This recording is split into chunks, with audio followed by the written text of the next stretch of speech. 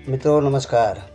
आपको मेरा कोटि कोटि सादर प्रणाम। तो मित्रों, अभी तक आपने श्रीमद् भागवत कथा में आपने श्री सूत जी द्वारा भगवान के विराट रूप से संसार की उत्पत्ति एवं भगवान के 24 अवतारों का वर्णन आपने सुना। अब मैं आगे आपको चौथे अध्याय में बताता हूँ कि श्री सूत जी द्वारा श्रीमद् भागवत की रचना का इतिहास बतलाना। सूत जी के इतना कहने पर ऋग्वेदी शौनकादि बोले, हे महाभाग सूत जी, हम लोग आपसे वही कथा जिसे महर्षि सुखदेव जी ने राजा परीक्षित को सुनाया था पूछते हैं। तब उसमें कृपा करके यह बतलाइए कि किस युग में, किस स्थान में और किस प्रयोजन से पहले यह कथा प्रकट हुई और वह क्या कारण था जिससे महर्षि वेद व्यास जी ने इस श्रीमद् भागवत संहिता की रचना की। उनके पुत्र सुखदेव जी तो बड़े योगी तथा समदृष्टि थे, यहाँ तक कि वे श्री वेद व्यास जी से भी बढ़कर थे।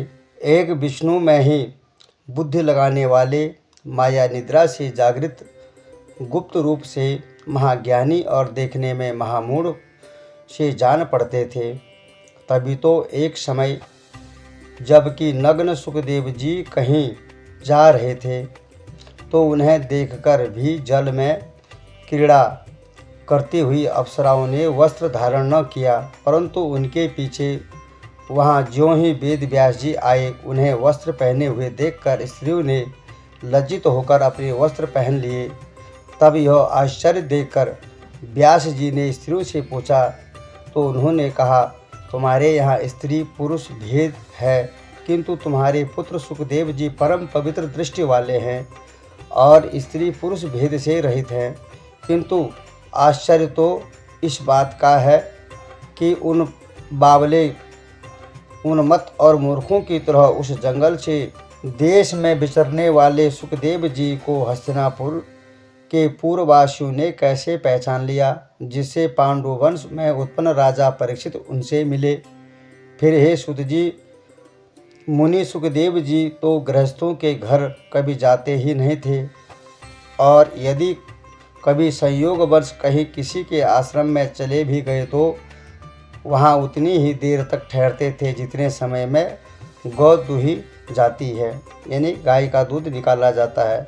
फिर अभिमन्यु पुत्र राजा परीक्षित को मुनियों ने विष्णु जी का बड़ा भक्त कहा है। यह कैसे, उन्होंने कौन से आश्चर्यजनक कार्य किए थे और उनका जन्म आदि कैसे हुआ था, उन सबको आप मुझसे वर्णन कीजिए। उन चक्रवर्ती राजा परीक्षित ने किस कारण से राजलक्ष्मी का निरादर किया और किस कारण वे अन्न जल त्याग कर गंगा के किनारे प्राण देने को उद्यत हुए, क्योंकि जिन परीक्षित के चरण रखने की चौकी तक को शत्रु लोग धन लेकर उन्हें अपने कल्याणार्थ उसे प्रणाम करते थे, वे कठिनता से त्याग करने योग्य राज लक्ष्मी को त्याग प्राणों की बाजी लगा गंगा के किनारे क्यों चले गए। फिर विष्णु के भक्त तो संसार के कल्याण और निज ऐश्वर्य प्राप्ति के लिए ही जीते हैं, तब राजा परीक्षित ने संसार का स्नेह क्यों त्याग किया। हे मुनीश्वरों, ये जो मेरे प्रश्न हैं, कृपा कर पहले इन्हीं सबों का उत्तर दीजिए और इन पर प्रकाश डालिए। आप वैदिक विषयों के अतिरिक्त अन्य सर्व विषयों में पारंगत एवं वक्ताओं में बड़े ही निपुण हैं। जब शौनकादि ने ऐसे कहा तब सूत जी बोले, हे शौनकादि ऋषियों, सुनो। द्वापर में वसुओं के वीर से उत्पन्न सत्यवती के गर्भ से पराशर ऋषि के द्वारा श्री वेद व्यास जी का जन्म हुआ था, जिनमें पूर्णतया श्री विष्णु जी का अंश विद्यमान था। तब कलयुग के आने पर जब एक समय श्री व्यास जी सरस्वती नदी के जल प्रभाव में स्नान कर समाधिस्थ हो बैठे तो उन्हें कली के द्वारा होने वाली समस्त सम विषम परिस्थितियाँ ज्ञात हो गई, क्योंकि पूर्ण योगी को उस अवस्था में गुप्त प्रकट सभी बातें आत्मा द्वारा ज्ञात हो जाती हैं। तब इस प्रकार युग धर्म का उलट पलट देख उन्हें बड़ी चिंता हुई। उन्होंने संसार के कल्याणार्थ वेद के 4 भाग कर दिए। नंबर 1 ऋग्वेद, यजुर्वेद, सामवेद और अथर्ववेद। इस प्रकार से उन्होंने वेद का विभाजन किया। इतिहास और पुराण 5वां वेद कहा जाता है। उनमें पहले महर्षि ऋग्वेदी जैमिनी महर्षि सामवेदी और वैशंपायन महर्षि यजुर्वेदी का अभ्यास करने वाले थे। सुमंत मुनि अथर्ववेद के ज्ञाता थे और मेरे पिता रोमहर्षण जी इतिहास और पुराण के जानने वाले थे। फिर इन सब ऋषियों ने अपने अपने वेद के अनेक प्रकार से विभाग किए और पश्चात उनके शिष्यों ने उन विभागों के भी शाखा प्रशाखा संयुक्त कितने ही और विभाग प्रकट किए जिन्हें थोड़ी भी बुद्धि वाले मनुष्य समझ सके। इस प्रकार महर्षि वेदव्यास ने भी वेदों को इस प्रकार से विभाजित कर सरल किया जिसे सर्वसाधारण जनमानस समझकर भगवत मार्ग में जा आत्मनोति कर लें। स्त्री शूद्र और ब्राह्मणों में अधम मनुष्यों को वेद सुनने का अधिकार नहीं है, परंतु जिसमें कोई भी कल्याण साधन से वंचित न रहे इसके लिए दया करके व्यास जी ने एक महाभारत नामक इतिहास ग्रंथ की रचना की जिसमें सब वेदों के साथ समाहित हैं। किंतु जब इतने पर भी प्राणियों का सदैव हित चिंतन करने वाले व्यास जी का चित्त प्रसन्न न हुआ तो तब वे अत्यंत खिन्न होकर नाना प्रकार का संकल्प विकल्प करते हुए किसी अन्य ग्रंथ के प्रणयन का विचार करने लगे। जब सरस्वती नदी के तट पर बैठे बैठे व्यास जी ऐसा विचार कर ही रहे थे कि सहसा उनके समक्ष हाथ में वीणा लिए हुए नारद जी आए। नारद जी को देखकर व्यास जी उठ खड़े हुए और यथाविधि उनका पूजन किया। फिर 5वें अध्याय में नारद जी का व्यास जी से विष्णु भक्ति प्रधान ग्रंथ की रचना करने का अनुरोध करना। तब महर्षि वेद व्यास जी को खिन्न देखकर कुछ मुस्कुराते हुए नारद जी बोले, हे व्यास जी, कहिए आपका चित्त प्रसन्न तो है? आपने तो जानने योग्य सभी वस्तुओं को जान लिया है। आपने जो यह महाभारत नामक पुराण की रचना की है इसमें तो अर्थ धर्म काम और मोक्ष चारों पदार्थ आ गए हैं और इसके द्वारा तो आपने सनातन परम ब्रह्मा को विचार कर उसकी प्राप्ति भी कर ली है। फिर भी मैं देखता हूँ कि अभी आप अपने को अपूर्ण मनोरथ ही समझ रहे हैं। हे मुने, अब आप किस लिए इतनी चिंता में पड़े हैं? तब व्यास जी ने कहा, हे देवर्षि, आप जो कहते हैं वह सब कुछ मुझ में विद्यमान है, परंतु इतने भी जो मुझ में प्रसन्नता नहीं आ रही है, इसका क्या कारण है यह आप ही बतलाएं। क्योंकि आप ब्रह्मा से उत्पन्न गंभीर ज्ञान वाले और अव्यक्त हैं। आपने इस पुराण पुरुषोत्तम की उपासना की है कि जो समस्त कार्य कारणों के स्वामी केवल मन से ही भाषा के गुणों द्वारा संसार की रचना पालन और संहार करने वाले तथा सबसे निर्लेप रहने वाले साक्षात नारायण रूप हैं। आप तीनों लोकों में भ्रमण करने वाले सूर्य के समान सर्वदर्शी और प्राणवायु के समान सबके मन की बात को जानने वाले हैं। आप परम वेद पाठी और योगाभासी हैं। मेरी बुद्धि तो आपसे न्यून ही है, सो कहिए मैं इस प्रकार क्यों चिंतित हो रहा हूँ? नारद जी बोले, हे मुने, आपने अब तक जितनी कुछ रचनाएं की हैं उन सब में ज्ञान वैराग्य आदि जितने भी अधिक उपयोगी विषय क्यों न भर दिए हों, परंतु उनमें प्रायः भगवान के निर्मल यश का वर्णन नहीं किया गया है। भला वह निराज्ञान किस काम का, जिस धर्माधिक ज्ञान से भगवान न प्रसन्न होवे, मैं ऐसे ज्ञान को तुच्छ समझता हूँ। हे व्यास जी, आपने जिस उत्तमता से धार्मिक विषयों का वर्णन किया है उतनी श्रेष्ठ से नारायण विष्णु जी के प्रभाव का वर्णन नहीं किया है। जिस काव्य में श्री विष्णु जी के चरित्र का ज्ञान न हो वह अपूर्ण है, उसे विद्वान जन काक तीर्थ के नाम से पुकारते हैं। ऐसी रचना को ब्रह्मपद को प्राप्त योगी उत्तम दृष्टि से नहीं देखते, किंतु उन्हीं शब्द से मनुष्यों का पाप दूर हो सकता है, जिसमें अशुद्धियाँ रहने पर भी उसके प्रत्येक पद श्लोकों में भगवान विष्णु का योगासन रहता है। ऐसे काव्य पद को साधु लोग गाते हैं, कहते और श्रवण करते हैं, चाहे कोई परम ज्ञान संबंधी ही गान पद या कोई श्लोक क्यों न हो, परंतु विष्णु भक्ति रहित उन्होंने वह शोभा को नहीं प्राप्त करता। भला वह काम कर्म किस काम का है जो ईश्वर को अर्पण न कर दिया गया अतएव हे योगिनिष्ठ व्यास जी, आप अपनी अपूर्व योग शक्तियों को लगाकर किसी एक ऐसे ग्रंथ का प्रणयन कीजिए जिसमें भगवान विष्णु के चरित्र का पूर्णतः समावेश हुए, क्योंकि अब कलयुग का महाकठिन समय आ रहा है जिसमें भेदयुक्त दृष्टि वाले मनुष्यों की बुद्धि वायु से ताड़ित उस नौका के समान हो जाएगी, जिस अवस्था में तनिक भी असावधानी उनके जीवन का अंत कर देगी। सो आप प्रवृत्ति मार्ग में स्नेह करने वाले पुरुषों के लिए धर्म संबंधी किसी एक ऐसे ही उत्तम और सर्वदुर्लभ ग्रंथ की रचना कीजिए जिसमें सब ग्रंथों और सब कर्मों के सम्मिश्रण के साथ साथ उन्हें निवृत्ति मार्ग का उपदेश भी प्राप्त हो सके, क्योंकि जीवन के लिए निवृत्ति मार्ग ही परम आवश्यक है। फिर भी सब प्रकार के चतुर मानव जाति के लिए उस अनंत प्रभाव वाले भगवान विष्णु जी के आनंद रूप को जानना परम आवश्यक है। अतः जो सर्वगुण संपन्न और निर्गुण तथा सगुण रूप है, ऐसे विष्णु जी के चरित्र को आप अवश्य कहिए।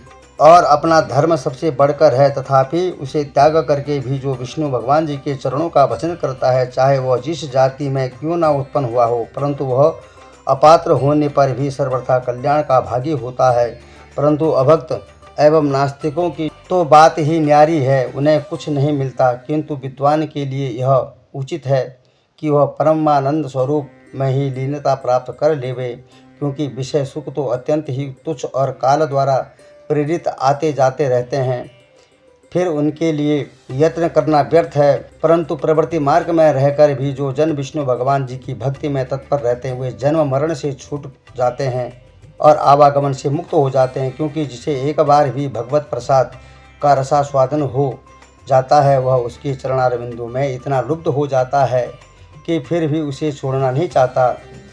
फिर यही होना भी चाहिए, क्योंकि यह सारा संसार भगवान विष्णु में ही सन्निहित है, परंतु वे संसार से पृथक रहकर इसका पालन संहार और पुनः इसे उत्पन्न करते रहते हैं। यह सभी सिद्धांत की बातें आप भली भांति जानते हैं और आपसे कुछ छिपा हुआ नहीं है, तथापि मैं आपको इसकी सूचना देने के निमित्त कह भी देता हूँ। हे व्यास जी, आप यह जाने कि मेरी उत्पत्ति संसार का कल्याण करने के लिए ही हुई है। आप अपने को परमात्मा का अंश जाने, अतः आप भगवान विष्णु के चरित्र का अवश्य गान करें। मनुष्य की सारी तपस्या, शास्त्र, ज्ञान, तप, यज्ञ, उनकी उत्तम रचना और उसके नित्य दान का यही अर्थ है कि वह विष्णु भगवान जी के परम पावन चरित्रों का योगासन करे। देखिए, इसके पूर्व काल में जो मेरा जन्म हुआ था, उसमें वेदवादियों की एक दासी के गर्भ से उत्पत्ति हुई थी और मैं वर्षा में निवास करने वाले योगियों की सेवा करने के लिए नियुक्त किया गया था। तब मेरा कुछ ऐसा स्वभाव ही था कि मैं बाल्यावस्था में अपनी इंद्रियों को बस में करके खेल कूद और चंचलता को त्याग मितभाषी स्वभाव से रहता था, जिससे वे सभी मुनिजन मुझ पर कृपा रखते हैं। मैं उनका परम आज्ञापालक और उनके जूठे भोजन बचे हुए अन्न से एक समय पेट भरकर जीवन यापन करता और उनकी सेवा, टहल और आज्ञा पालन में तत्पर हमेशा तैयार रहता था, जिससे मेरा चित्त शुद्ध हो गया और पाप रहित हो भगवत भजन में लगा। वे पवित्र मुनिजन वहाँ नित्य ही कृष्ण चरित्र का गान करते, जिनकी दया से उसे सुनकर मैं अधिकाधिक श्री भगवान विष्णु जी में प्रेम करने लग गया। जब इस प्रकार भगवान विष्णु में मेरा प्रेम लग गया, तब मेरी बुद्धि उनमें ऐसी दृढ़ हो गई कि मैं अपने स्थूल शरीर को भूलकर दिन रात परमात्मा स्वरूप में ही विचरण करने लगा। तब इस प्रकार जो मैंने वर्षा और शरद ऋतु भर मुनियों के मुखारबिंद से भगवान का योगासन श्रवण किया, तो उसके सुनने से मेरे रजोगुण और तमोगुण का सर्वथा नाश हो गया और मुझ में भक्ति उत्पन्न हो गई। तब मुझे भगवान में लीन रहते देखकर मुनियों ने अपने परम गुप्त ज्ञान को भी मुझे बतलाना शुरू कर दिया। फिर वे संत जन तीर्थ यात्रा को चले गए। तब से मैंने भगवान वासुदेव के उस प्रभाव को अच्छी तरह जान लिया है, जिसके जानने से मनुष्य विष्णु लोक के भागी होते हैं। हे व्यास जी, मनुष्य के लिए कर्म सबसे प्रधान वस्तु है। कर्म के द्वारा तीनों पाप नष्ट किए जा सकते हैं। शुभ कर्म करके उसे भगवान को अर्पण कर देने से तापों का नाश हो जाता है। जिन पदार्थों के सेवन से रोग उत्पन्न होता है, यदि उन्हीं पदार्थों को खाकर रोग दूर करना चाहे तो वह रोग कैसे दूर होगा, किंतु दूसरे पदार्थों के मिलाने से वही पदार्थ औषधि होकर रोग को दूर कर देता है। जैसे घी खाने से उत्पन्न हुआ रोग केवल घी से अच्छा नहीं होता, किंतु उसी में औषधि मिलाकर सेवन करने से वह रोग को हरण करने वाला हो जाता है। ऐसे ही मनुष्य के कर्म ही उनके लिए आवागमन के कारण होते हैं, और यदि उन्हीं को भगवान के लिए अर्पण कर दिया जाता तो वे आवागमन की निवृत्ति के लिए समर्थ होते हैं। ऐसे ही ईश्वर अर्पण शुभ कर्म का जिसमें भक्ति योग भरा रहता है, उसके करने से ज्ञान उस कर्ता के बस में हो जाते हैं।